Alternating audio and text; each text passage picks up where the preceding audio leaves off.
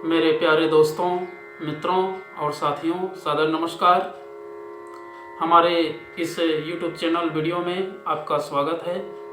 मैं हूं आपका इष्ट मित्र दोस्त मिस्टर शांतिलाल डंसेना, बड़े डूमरपाली, रावड़सन, खरसिया, जिला रायगढ़, छत्तीसगढ़, भारत से हूं। मित्रों, आप लोग हमारे इस YouTube चैनल वीडियो को और फेसबुक वीडियो को देखते हैं तो आपसे मैं निवेदन करता हूँ, शुरू से अंत तक जरूर देखें, सुने, समझें, अनुभव भी करें और नित्य देखते हैं तो हृदय से आभार व्यक्त करता हूँ और धन्यवाद देता हूँ। अच्छा लगे, मन कहे, उचित लगे तो आप हमें एक लाइक ज़रूर दें और हमारे इस YouTube चैनल वीडियो को सब्सक्राइब कर दें। बेल आइकन का जो घंटी है उसको भी क्लिक कर दें। ऑल ऑप्शन का चयन करना होगा। मित्रों, अगर कोई विशेष संशोधन की आवश्यकता है तो आप हमें कमेंट बॉक्स पर सूचित करें और आगे के लिए मार्गदर्शन भी दें। इष्ट मित्रों के पास शेयर भी करें। अगर आप हमें मार्गदर्शन देते हैं और हमारे त्रुटियों का संशोधन करते हैं तो हमारे श्रेष्ठ जीवन का आधार साबित होते हैं। मित्रों, व्यक्ति जो भी कर्म करता है, चाहे वो जानबूझ करके कर्म करे या अनजाने में कर्म करे, अगर हम अपने भूलों को समझते हैं और उसको सुधारने का प्रयास करते हैं तभी जीवन की सार्थकता है। और भूलों के ऊपर भूल करते जाते हैं तो जीवन जो है सुधारने का कार्य नहीं कर पाती है। सुधारने के लिए बहुत कुछ समझना पड़ता है। अपने दिनचर्या को, अपने जीवनचर्या को और समय को व्यवस्थित ढंग से सुधारना पड़ता है, संभालना पड़ता है और अच्छे कार्यों में परिणत करना पड़ता है। तभी अपने भूलों का संशोधन होता है और जीवन का परिमार्जन होता है। जब तक इस संसार में व्यक्ति जन्म लिया है तो भूल भुलैया में भटकता हुआ जीवन को व्यतीत करता है। यदि उन्हें आत्मबोध हो जाता है, आत्म तत्व की अभिवृद्धि होती है तो फिर हर प्रकार के कठिनाइयों से, प्रमाद, पशुता, आलस्य, इन सब चीज़ों से दूर होता हुआ व्यक्ति आगे बढ़ता है और अपने जीवन की सार्थकता को सिद्ध करता है। जब तक व्यक्ति अपने आप को अच्छा श्रेणी में नहीं पहुंचा लेता है तब तक जीवन अंधकार में रहता है। चाहे वो कितना श्रेष्ठ कार्य करे लेकिन उसकी भावनाएं, पुरुषार्थ है, सद्विचारों के साथ जुड़ा नहीं है तो फिर निरर्थक है। मित्रों, अपने आप को सुधारने के लिए अपने आप को समझना पड़ता है। सच्चरित्र चिंतन व्यवहार का अनुसरण करना पड़ता है। अच्छे अच्छे किताबों का अध्ययन करना पड़ता है। तब कहीं जाकर के आत्मा में शुद्धता का निवास होती है, पवित्रता का वातावरण बनता है, मन मस्तिष्क प्रफुल्लित रहता है। तभी श्रेष्ठ कार्य करने का मुहूर्त बनता है। मित्रों, भूल करना स्वाभाविक है लेकिन उस भूल को सुधारना बड़ा कठिन है।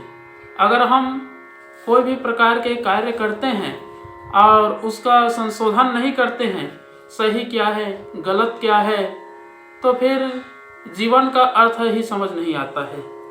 इसलिए मित्रों, अपने भूलों को सुधारने का प्रयास करें और जो भूल हो रही है उसको भी समझने का प्रयास करें, तभी जीवन की सार्थकता है।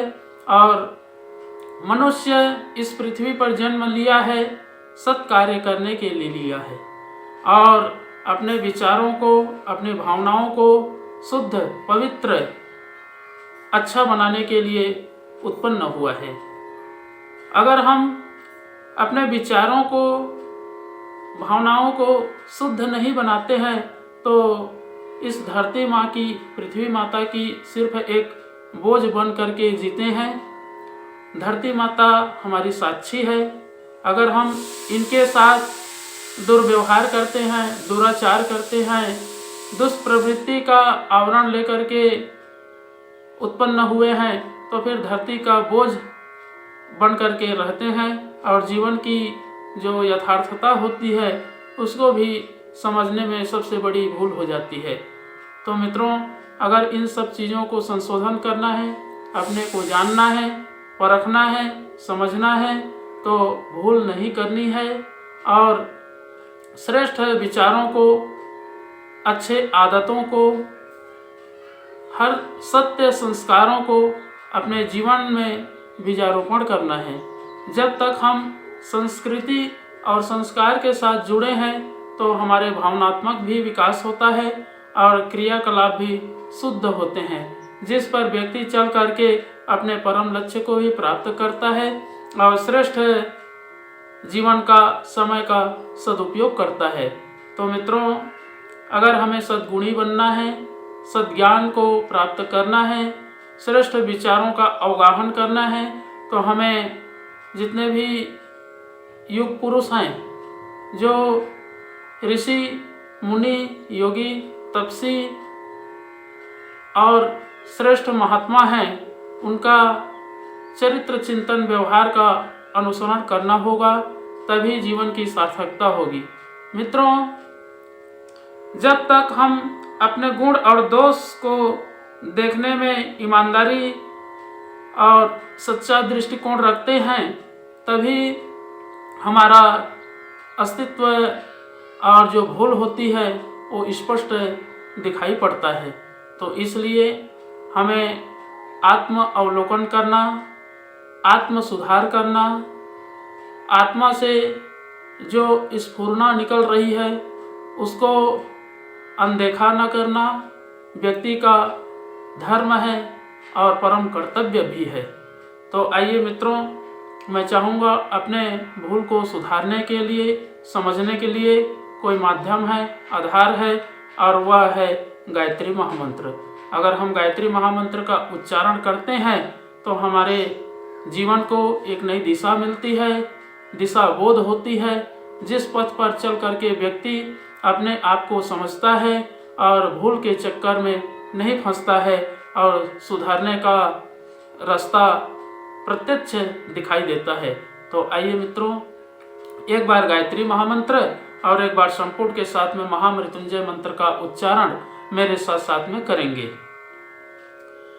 ओम भूर्भुवः स्वः तत्सवितुर्वरेण्यं भर्गो देवस्य धीमहि धियो यो नः प्रचोदयात्। उस प्राण स्वरूप, दुख नाशक, सुख स्वरूप, श्रेष्ठ, तेजस्वी, पाप नाशक, देव स्वरूप परमात्मा को हम अपनी अंतरात्मा में धारण करें। वह परमात्मा हमारी बुद्धि को सतमार्ग की ओर प्रेरित करे। ओम हौम जौम सह, ओम भूर्भुवः स्वः, ओम त्र्यंबकं यजामहे सुगंधिं पुष्टिवर्धनम् उर्वारुकमिव बन्धनान् मृत्योर्मुक्षीयमामृतात्। ओम स्वः भुवः भुः, ओम सह जौम हौम। ओम मृत्युंजय महादेव त्राहि मां शरणागतं जन्म मृत्यु जरा व्याधि पीडितं कर्म बंधनय। ओम असंभवं संभव कर्तुमुद्यतं प्रचंड झंझावृत्तिरोध सक्षमं युगस्य निर्माण कृते समुद्यतं परम महाकालमं नमाम्यहम्। ओम अस्तो मा सद्गमय, तमसो मा ज्योतिर्गमय, मृत्योर्मा मृतं गमय। परम पूज्य गुरुदेव, वेद मूर्ति, तपोनिष्ठ, युग दृष्टा, युग ऋषि, युग प्रवर्तक पंडित श्री राम शर्मा आचार्य जी, परम वंदनीय माता जी भगवती देवी शर्मा जी और आद्य माँ गायत्री माता, धरती माता, भारत माता, प्रकृति, पर्यावरण, सूर्यदेव, महाकाल भगवान, सरस्वती माँ, लक्ष्मी माता, सभी ग्रह नक्षत्र, स्थानपति देवता, ग्रामपति देवता, अखिल विश्व ब्रह्मांड के सभी देवी देवताओं के सूक्ष्म संरक्षण में जितने भी हमारे YouTube चैनल के माध्यम से या फेसबुक के माध्यम से वीडियो देख रहे हैं, सुन रहे हैं, समझ रहे हैं, ऐसे प्रिय, आत्मीय, आदरणीय, सम्माननीय, परम हितैषी हमारे देवतुल्य भाइयों, देवी स्वरूपा माताओं बहनों, आप लोगों को मेरा सादर प्रणाम। ऋषि चिंतन के सानिध्य में से आज का जो एक बहुत ही अनमोल दिव्य महत्वपूर्ण सुविचार है आपके पास लेकर के प्रस्तुत कर रहा हूँ। आज का सुविचार है मित्रों, अपनी भूलों को समझें और उन्हें सुधारें। बहुत ही अनमोल सुविचार है। संसार में कोई किसी को उतना परेशान नहीं करता जितना कि मनुष्य के अपने दुर्गुण और दुर्भावनाएं, दुर्व्यसन एवं दुर्भावनाएं मनुष्य के शारीरिक तथा मानसिक दोनों प्रकार के स्वास्थ्यों की शत्रु होती है। शराब, जुआ, व्यभिचार ही नहीं बल्कि आलस्य, प्रमाद, पशुता आदि भी भयानक दुर्व्यसन ही हैं। मित्रों, सद्गुणी व्यक्ति का सारा समाज आदर करता है। सहयोग, सौहार्द्य एवं सहानुभूति उसकी संपत्ति बन जाती है। वह सदैव स्वस्थ और सुखी रहता है। मित्रों, मनुष्य कुसंस्कारों का गुलाम हो जाए, अपने स्वभाव में परिवर्तन ना कर सके, यह बात ठीक नहीं जंचती। यह मनुष्य के संकल्प बल और विचारों के दृष्टिकोण को समझकर कार्य करने पर निर्भर है।